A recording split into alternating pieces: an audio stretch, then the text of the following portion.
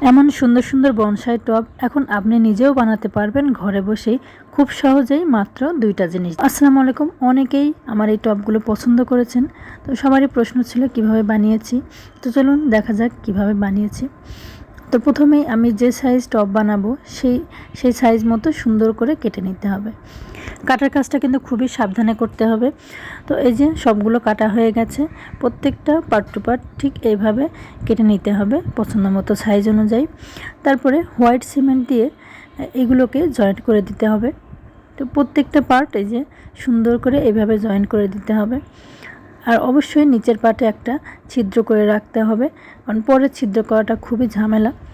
তো সবগুলো পার্ট লাগানো হয়ে গেলে এইভাবে সিমেন্ট দিয়ে প্রত্যেকটা জায়গা পুটিং করে দেব বা প্রলেপ দিয়ে দেব। তো এই তো আমার টবের ফাইনাল লুক।